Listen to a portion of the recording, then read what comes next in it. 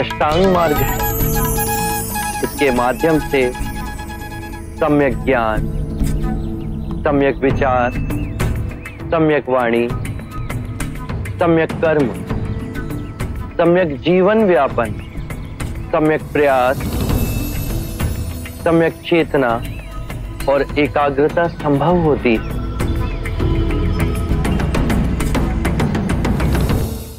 नमो बुद्धाय, जय भीम।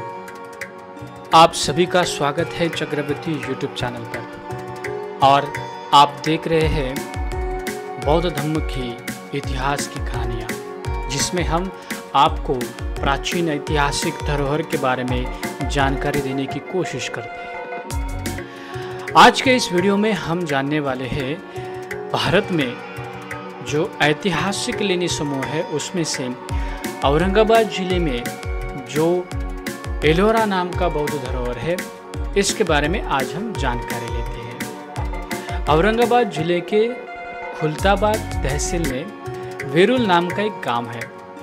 इस ग्राम का प्राचीन नाम एलापुर भी है और इसे वेलुरा भी कहा जाता है, ऐसा डॉक्टर लीट इनका कहना है।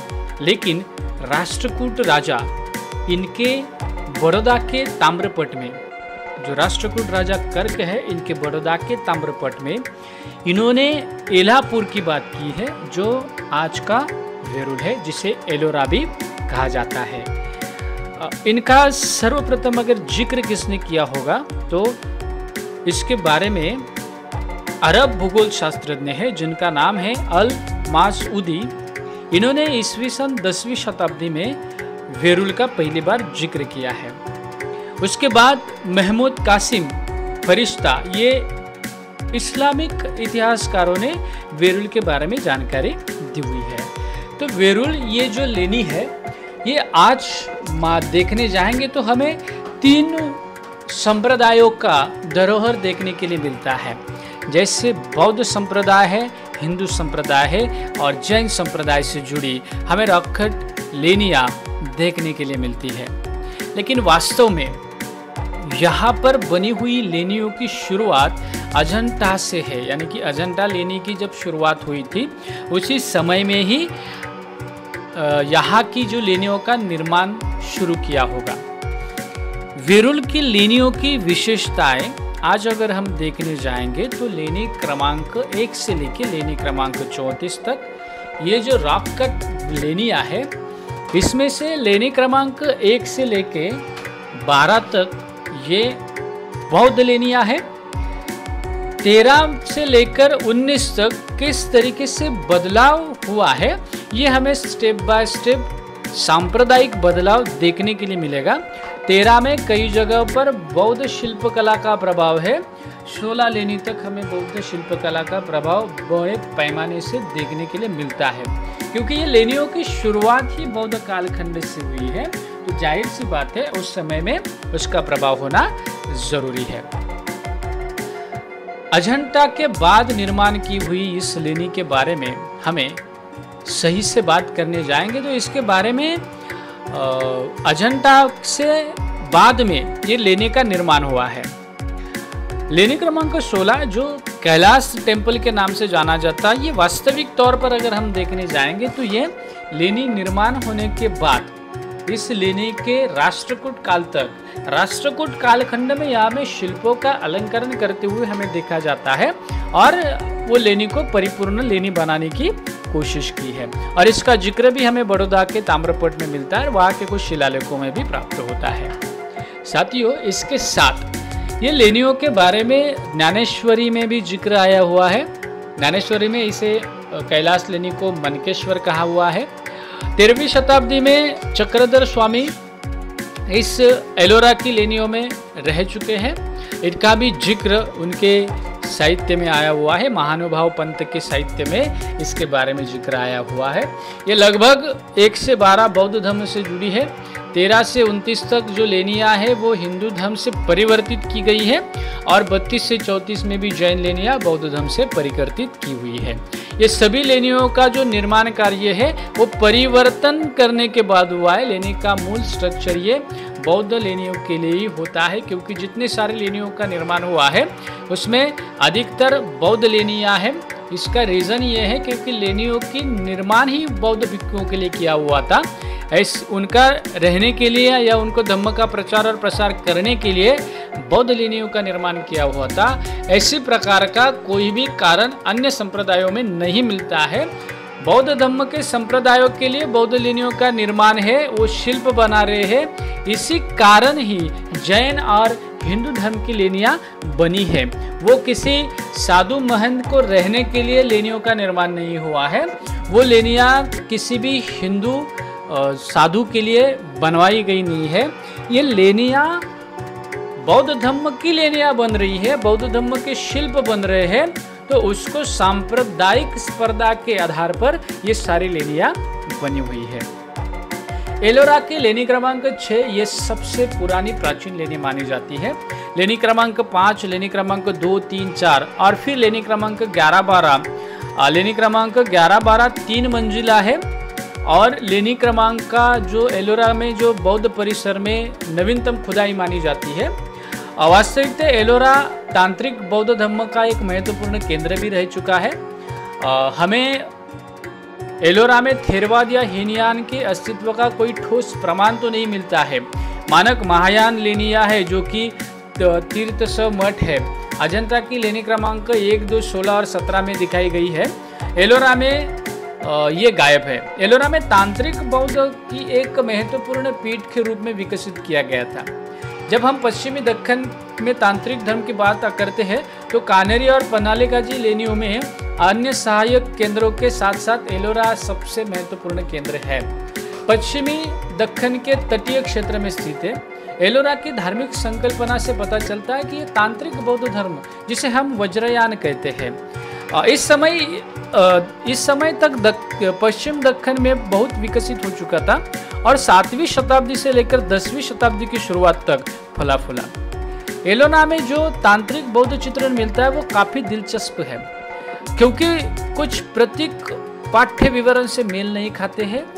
इसलिए ये सुझाव दिया जाता है कि मानक बौद्ध तांत्रिक ग्रंथों को संहिताबद्ध किए जाने या प्रसारित किए जाने से पहले ही एलोरा में तांत्रिक बौद्ध चिन्हों की खुदाई की गई थी। इसे पता चलता है कि एलोरा में तांत्रिक बौद्ध धर्म का एक महत्वपूर्ण केंद्र था। महासिद्ध सरहपात को पूर्वी भारत से पश्चिमी दक्कन, विशेषकर एलोरा में तांत्रिक बौद्ध फैलाने का श्रेय दिया जाता है। ये नाम याद रखिए, महासिद्ध सरहपात, ये पूर्वी भारत से दक्षिणी पश्चिमी दक्कन, विशेष एलोरा के तांत्रिक बौद्ध धर्म को फैलाने का श्रेय दिया जाता है। एलोरा में हमें जो तांत्रिक बौद्ध चित्रण मिलता है वो काफी दिलचस्प है, क्योंकि कुछ प्रतीक पाठ्य विवरण से मेल नहीं खाते हैं। इसीलिए सुझाव दिया जाता है कि मानक बौद्ध तांत्रिक ग्रंथों का संहिताबद्ध किया जाने या प्रसारित किए जाने से एलोरा में तांत्रिक बौद्ध की खुदाई हो चुकी थी। अभी इससे क्या पता चलता है कि हमें एलोरा में जो तांत्रिक बौद्ध चित्रण मिलता है उसकी अगर बात हम की जाएगी तो हमें ये पता चलता है कि ये बहुत ही महत्वपूर्ण एलोरा के तांत्रिक बौद्धों का क्षेत्र हुआ रहेगा। एलोरा में शायद भारत से शुरुआती बौद्ध स्थलों में से एक है जहां हमें अष्टबोधि मंडल मिलता है। ये सबसे महत्वपूर्ण बात है कि अजंता में ये बोधिसत्वों के रूप है, लेकिन एलोरा में हमें अष्टबोधिसत्व मंडल मिलता है, जहां एक बुद्ध अवलोकितेश्वर, वज्रपाणी, मंजूश्री, मैत्रेयी, आकाशगर्ग, क्षितिगर्ग और अन्य सहित 8 बोधिसत्वों से घिरा हुआ है। एक विशिष्ट क्रम में बोधिसत्वों की यह योजनाबद्ध व्यवस्था एलोरा की बौद्ध गुंफाओं की एक विशेषता है। तांत्रिक बौद्ध धर्म में विशिष्ट रेखा चित्रों या मंडलों के माध्यम से बुद्ध और बोधिसत्वों की पूजा महत्वपूर्ण माना जाता है। इसे पता चलता है कि 7वीं शताब्दी के मध्य या अंत तक तांत्रिक बौद्ध अनुष्ठानों को मानकीकृत किया गया था और यह पहली बार एलोरा में देखा गया है। इस प्रकार भारत में प्रारंभिक तांत्रिक बौद्ध धर्म को समझने के लिए एलोरा में अष्टबोधि मंडल या बौद्ध प्रतिमा बौद्ध प्रतिमा विज्ञान विशेष ध्यान देने योग्य है। तांत्रिक बौद्ध धर्म में महिला समकक्ष या शक्ति एक महत्वपूर्ण भूमिका निभाती है। इसलिए लेनी क्रमांक 12 में देखी गई 12 धारिणी महत्वपूर्ण है। कुछ धारिणियों की पहचान जांगुली, चूड़ा, तारा, भ्रुकुटी के रूप में दिखाई गई है। इससे पता चलता है कि 7वीं शताब्दी के अंत तक महिला देवताओं ने बौद्ध अनुष्ठानों में एक महत्वपूर्ण स्थान लिया था और बोधिसत्वों के साथ उनकी पूजा की जाती थी। एलोरा में हमारे पास सबसे पहला सबूत है कि महिला बोधिसत्वों को कैसे रखा गया है, उनकी कल्पना कैसे विकसित हुई गई है। कर्मकांडीय विकास की संपूर्ण प्रक्रिया को एलोरा में उचित संदर्भ में देखा जा सकता है। शक्ति रूप में जो तारा, ये प्रमुख तारा सबसे प्रमुख बोधि शक्ति है, जो बोधिसत्व अवलोकितेश्वर की एक महिला समकक्ष है, को एलोरा में बौद्ध गुम्फाओं की कल्पना में एक महत्वपूर्ण स्थान मिला है। वह एलोरा की सभी बौद्ध महिला देवताओं में सबसे प्रमुख है। 7वीं शताब्दी के मध्य के बाद तारा को बौद्ध पंथ में एक महत्वपूर्ण स्थान मिला और उसे दया की देवी, करुणा की देवी के रूप में पूजा जाने लगा। वह करुणा है अवलोकितेश्वर के साथ व्यापारियों और आम लोगों द्वारा भी उनकी पूजा की जाती थी। पूरे पश्चिमी दक्कन में अष्टमहाभय तारा की केवल एक ही मूर्ति है, वह एलोरा की लेनी क्रमांक 9 में पाई गई है। अवलोकितेश्वर की तरह उसे भी व्यापारियों को जहाज की तबाही, आग, क्रूर जानवरों, सांपों, कैदी आदि जैसे विभिन्न खतरों से बचाए हुए दिखाया गया है। इसे पता चलता है कि इस समय तक उसे आम लोगों द्वारा सुरक्षा की देवी माना जाता था। दिलचस्प बात यह है कि भक्तों को 8 खतरों से बचाने वाली तारा की छवियां आमतौर पर पूर्वी भारत की बौद्ध कला में पाई जाती है। उनमें से कुछ रत्नागिरी और उड़ीसा के अन्य बौद्ध स्थल में पाई गई है। अवलोकितेश्वर एलोरा की धार्मिक संकल्पना में बुद्ध के बाद अवलोकितेश्वर सबसे महत्वपूर्ण देवता है। एलोरा की बौद्ध लेनियों से अवलोकितेश्वर की 100 से अधिक छवियां प्राप्त होती है। दिलचस्प बात यह है कि हमें एलोरा में अवलोकितेश्वर के विभिन्न प्रतीकात्मक रूप भी मिलते हैं, जैसे अष्टमहाभय अवलोकितेश्वर, रक्त लोकेश्वर, षडाक्षरी लोकेश्वर आदि जो इस बात की पुष्टि करते हैं कि विभिन्न प्रतीकात्मक रूपों में अवलोकितेश्वर की पूजा एलोरा में लोकप्रिय थी। एलोरा में रक्त लोकेश्वर की उपस्थिति बहुत दिलचस्प है, क्योंकि प्राचीन भारत को बौद्ध प्रतिमा में रक्त लोकेश्वर की छवियां बहुत दुर्लभ है। रक्त लोकेश्वर मुख्य रूप से श्रृंगार रस से जुड़ा है। बौद्ध लेनियों में उसे तारा और भ्रुकुटी के साथ दिखाया गया है। बौद्ध ग्रंथों यानी साधनमाला और अन्य के अनुसार वह लाल रंग का प्रतिनिधित्व करते हैं। उनकी छवियों में लाल रंग से चित्रित किया जाना है। दुर्भाग्य से एलोरा में रक्त लोकेश्वर की छवियों में कोई रंग नहीं बचा है, लेकिन ऐसा लगता है कि एलोरा की भी सभी बौद्ध छवियां एक बार चित्रित की गई थी और रक्त लोकेश्वर की छवियां लाल रंग में चित्रित की गई थी। षडाक्षरी लोकेश्वर शिक्षण क्षेत्र से जुड़े हैं। अवलोकितेश्वर का यह रूप मूल रूप से मंत्र ओम मणि पद्मे हूं का अवतार है। बोधिसत्व अवलोकितेश्वर का मंत्र ओम मणि पद्मे हूं 6 अक्षरों का है। दिलचस्प बात यह है कि अवलोकितेश्वर की षडाक्षरी लोकेश्वर की रूप में छवियां पूर्वी भारत के बौद्ध स्थलों में भी पाई जाती है। आमतौर पर षडाक्षरी लोकेश्वर के साथ षडाक्षरी महाविद्या उनके मंत्र की महिला अवतार महान ज्ञान का प्रतिनिधित्व करती है, और मणिधर जो अक्षरमाला से जुड़ी है निरंतर गतिविधि या निरंतर चक्र का एक प्रतीकात्मक प्रतिनिधित्व रक्त लोकेश्वर और षडाक्षरी लोकेश्वर की छवियां की उपस्थिति में एक श्रृंगार रस का प्रतिनिधित्व करती है। और दूसरी अत्याधुनिक दार्शनिक अर्थ एलोरा में जटिल और अत्यधिक विकसित कल्पना की उपस्थिति का सुझाव देती है। एलोरा की लेनियों में विभिन्न स्त्री और पुरुष के दोनों विभिन्न देवताओं की छवियों से भरी हुई है। हमें बुद्ध के साथ साथ बोधिसत्व और बोधि शक्तियों और अन्य देवताओं की छवियां मिलती है। मैत्रेय, वज्रपाणी और मंजूश्री इन लेनियों में चित्रित 3 महत्वपूर्ण बोधिसत्व है। इन लेनियों में बोधिसत्व मैत्रेय की उपस्थिति से पता चलता है कि उन्होंने समकालीन बौद्ध धम्म में अवलोकितेश्वर के समान ही महत्व बरकरार रखा है। वज्रपाणी एक अन्य बौद्ध देवता है जिसे अक्सर एलोरा की बौद्ध लेनियों में चित्रित किया जाता है। वज्रपाणी की छवि के पीछे एक दर्शन और प्रतीकवाद दिलचस्प है। तांत्रिक बौद्ध धर्म में वज्रपाणी का आकृति का बहुत महत्व है। तंत्रयान को मंत्रयान भी कहा जाता है। किसी भी देवता का प्रतिनिधित्व करने वालों मंत्रों या रहस्यमय सूत्रों का उपयोग मंत्रयान में एक महत्वपूर्ण पूजा अनुष्ठान है। इसे वज्रयान भी कहा जाता है। वज्र का प्रतिनिधित्व करता है। इसे नष्ट, जलाया या तोड़ा नहीं जा सकता। इस प्रकार वज्र बौद्ध धर्म की अविनाशिता का प्रतिनिधित्व करता है। तो इस संदर्भ में एलोरा की बौद्ध लेनियों में वज्रपाणी की उपस्थिति बहुत दिलचस्प है। उन्हें त्रय और अष्ट महाबोधिसत्व मंडलों में बुद्ध के बगल में देखा जाता है और उन्हें व्यक्तिगत रूप से भी दर्शाया जाता है। मंजूश्री एक अन्य महत्वपूर्ण बोधिश्री है जिसे आमतौर पर यह चित्रित किया जाता है। 2 प्रतीकात्मक रूप स्थिर चक्र मंजूश्री और सैद्धिक वीरा मंजूश्री जो तांत्रिक या गूढ़ बौद्ध धर्म से जुड़े हैं बौद्ध लेनियों में भी चित्रित है।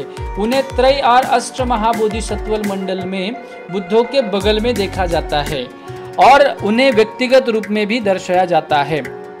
मंजूश्री 2 प्रतिमात्मक रूपों में देखा गया हुआ है। ये हमें लेनियों में पाया जाता है। मंजूश्री का अन्य बोधिसत्व है जो आमतौर पर यहाँ चित्रित किया गया है। 2 प्रतिमात्मक रूप यहाँ पर हमें साफ तौर पर देखने मिलते हैं। एलोरा में हमें विशेष विहार कक्ष भी देखने के लिए मिलते हैं जहाँ हरिति और पंचिकों का दर्शाया गया है। धन के देवता जाम्बालों से 7 से अधिक मूर्तियां यहाँ पर पाई गई है। हरिति और जाम्बाल, हरिति एक यक्षिणी की कथा है, दंत कथा कहा जाता है। राजगृह के बच्चों को वो खा जाती थी। बाद में भगवान बुद्ध ने उसे धम्म परिवर्तित किया, उनकी शिष्या बनी और इनके बारे में इस तरीके से उन्होंने भिक्षुओं को प्रतिदिन आम लोगों को भोजन देने का दिया जाता था। ऐसे बहुत सारी इंफॉर्मेशन हमें इसके बारे में मिलती है। तो एलोरा लेनियों की जो वास्तुशिल्प पैटर्न है वो रूप में समृद्ध है। एलोरा की बौद्ध लेनियों में एक ही चैत्यगृह है जो लेनी क्रमांक 10 है। इस लेनी में स्थानिक तौर पर इस लेनी को लोग विश्वकर्मा के नाम से जाते हैं, लेकिन ऐसी कोई विश्वकर्मा लेनी यहाँ पर नहीं है। तो ये पश्चिमी दक्कन में अंतिम बौद्ध चैत्यगृह है और यहाँ पे विशिष्ट बौद्ध चैत्य की योजना की तांत्रिक बौद्ध आदर्शों के साथ मिला दिया गया है। लेनी क्रमांक 10 बौद्ध लेनियों एकमात्र चैत्यगृह है जो बाकी लेनी है वो विहार है। हालांकि लेनी में चैत्यगृह के मूल सिद्धांत को बरकरार रखा हुआ देख सकते हैं। जैसे कि अग्रभाग में चैत्य मेहराब है, उपस्थिति की समृद्धि देख सकते हैं आप। यहाँ पे बौद्ध चैत्य की अवधारणा यहाँ पर चरम पर दिखाई देती है। और यहाँ पर लेनी क्रमांक 5 जो है इस समूह में एक महत्वपूर्ण लेनी है। ये योजनाबद्ध मानक बौद्ध लेनियों से बिल्कुल अलग है। इस लेनी के समांतर कानेरी लेनी क्रमांक में ऐसे ही लेनी है जहाँ पर आयताकार हॉल में 2 ऊंचे मंच है जो शैक्षणिक उद्देश्यों के लिए बनाए गए थे। कानेरी में जैसे शिलालेखों से ज्ञात होता है कि वो एक पुस्तक बनाने की प्रक्रिया या ग्रंथालय जैसे वहाँ का उपयोग किया जाता था। वहाँ पे लोग पढ़ने के लिए बैठते थे जैसे कि हमारी लाइब्रेरी होती थी। उसी तरह की वो लेनियों का जिक्र हमें एलोरा में मिलते हैं। लेनी क्रमांक 11 और 12 तिमंजिला लेनिया है जो विशाल लेनी है। 3 मंजिलों में बोधिसत्व, बोधिशक्तियाँ, बुद्धों, गंधर्वों, भारवाहकों की छवियों से सजावटी रूपांकनों से भरी हुई है। दोनों लेनियों में विशाल स्तंभ उन्हें भव्य रूप देते हैं। हमारे पास ऐसी विशाल लेनियाँ यानी लेनी क्रमांक 11-12 के समान कोई नहीं है। उनकी योजना, स्तंभों, सीढ़ियाँ, हॉल आदि की व्यवस्था दृढ़ता से शैक्षणिक केंद्रों के रूप में उनके कार्य का सुझाव देती है। लेनी क्रमांक 5 और 11 ये बताती है कि आमतौर पर 6वीं और 7वीं शताब्दी के दौरान बौद्ध धर्म के शिक्षा का एक महत्वपूर्ण केंद्र यहाँ पर रह चुका होगा। लेनी क्रमांक 10 में एक बौद्ध मंत्र ये धर्म हेतु प्रभवा। ये भगवान बुद्ध का प्रतीत समुत्पाद का सिद्धांत से भरा हुआ एक बौद्ध मंत्र यहाँ पर अंकित किया हुआ देखने के लिए मिलता है। व्यापारी और शाही परिवारों से आम लोगों तक शिलालेख भी हमें इस तरह से देखा जाते हैं। जैसे हीनयान महायान से यहाँ पे लोग यहाँ पर हीनयान थेरवाद के लोग यहाँ पर देखने नहीं मिलते हैं, तो अधिकांश शिलालेख बौद्ध मंत्रों से ही जुड़े हैं, क्योंकि यहाँ पर किसी भी व्यापारी लोगों का दान का शिलालेख नहीं है। चित्रों से ये पता चलता है कि अजंता लेनी में 16 क्रमांक लेनी जो है इसके बारे में हमें ये पता चलता है कि ये लेनी में कुछ अवशेष इस तरीके से है जो बौद्ध लेनियों से चित्रित की गई है। और दूसरी ओर तांत्रिक बौद्ध चिन्हों की पूजा अगर देखने जाएंगे तो ये शुद्धि नहीं मानी जाती है। अनुष्ठान के लिए ही तब तक शुद्ध नहीं माना जाता है तब तक उनको चित्रित न किया जाए। उन्हें मंत्रों का या साधनों से उन्हें रंग के बारे में विस्तृत जानकारी मिलती है। प्रत्येक देवता का एक विशिष्ट रंग से जुड़ा होता है जिसका एक विशेष महत्व कार्यात्मक पहलू होता है। इन कारकों का ध्यान में रखते हुए ऐसा लगता है कि एलोरा की सभी बौद्ध छवियां एक बार चित्रित की गई थी। दुर्भाग्य से ऐसे चित्रों के अवशेष संरक्षित नहीं किए गए, लेकिन कुछ गुफाओं में प्लास्टर के अवशेष आज भी देखे जा सकते हैं। 8वीं सदी के शताब्दी तक एलोरा के बौद्ध चट्टानों को काटकर गतिविधियां बंद कर दी गई थी। लेनी क्रमांक 15 जो दशावतार लेनी के द्वार पर बुद्ध की छवियों की उपस्थिति इस संदर्भ में कुछ सुराग प्रदान करती है। ऐसा लगता है कि लेनी क्रमांक 15 के शुरुआत में बौद्ध लेनियों में रूप की गई थी, लेकिन शायद शाही परिवार या अन्य राजाओं से इसका बदलाव की गया होगा या यहाँ की गतिविधियाँ बंद की गई होगी और बाद में हमें जो लेनियाँ है उसका रूपांतरण हिंदू लेनी में किया हुआ इसका प्रमाण मिलता है। अगर आप लेनी क्रमांक 15 में जाओगे तो आपको इसके बारे में सही पता लगेगा। लेनिया इसके साथ यहाँ पर बहुत पैमाने पर लेनियों का जिक्र आता है। वो सभी के सभी हमें बौद्ध धर्म से जुड़े हुए लेनिया थी, लेकिन बाद में उसका निर्माण या उसका जो शिल्पों का अलंकरण है ये बाद में राष्ट्रकूट और कलचुरी के बाद में कलचुरी के समय में यहाँ पर बड़े पैमाने पर लेनियों का निर्माण किया गया, जिसमें वैदिक या हिंदू धर्म और जैन धर्म के शिल्प को अलंकरण करने का काम हुआ। साथियों, वेरुल की लेनियों में तांत्रिक बौद्ध धर्म यानी कि वज्रयान बौद्ध धर्म का अध्ययन करने का सबसे बड़ा लेनी हमें और कोई जगह पर नहीं मिलता है। अगर आपको बौद्ध धर्म के जो अवशेष है वो किस तरीके से परिवर्तित हुए हैं इसका अगर आपको सही मायने में अध्ययन करना है तो एलोरा जैसे लेनी से दूसरी कोई और लेनी नहीं होगी जिसमें आपको ये सारी चीज़ें पढ़ने के लिए मिलती है, ये सारी चीज़ें देखने के लिए मिलती है। तो साथियों, यही था आज का वीडियो जिसमें हम एलोरा लेनी में बौद्ध लेनियों का जिक्र किया है। साथियों, ये वीडियो आपको कैसा लगा इसके बारे में भी आप कमेंट में अभिप्राय दे सकते हैं। अगर ये वीडियो आपको पसंद आया है तो इसको लाइक करना ना भूलिए साथियों, और चक्रवर्ती यूट्यूब चैनल को सब्सक्राइब करना ना भूलिए, क्योंकि ये इतिहास की कहानी है। इतिहास को उजागर करने की कोशिश की जाती है तो इसके बारे में ज़्यादा से ज़्यादा लोगों को जानकारी भी होनी उतनी ही ज़रूरी है जितना कि आज वो ऐतिहासिक धरोहर है। तो साथियों, इसको ज़्यादा से ज़्यादा शेयर करो, ज़्यादा से ज़्यादा लोगों तक इसको शेयर करो और लोगों को सत्य इतिहास को पहचानने की एक नई दृष्टि भी यहाँ पर मिल जाएगी, ऐसी अपेक्षा करता हूँ। और ये वीडियो यहाँ पर समाप्त करता हूँ। आप सभी का लास्ट तक बने रहने के लिए तहे दिल से धन्यवाद और आप सभी को फिर से एक बार नमो बुद्धाय, जय भीम।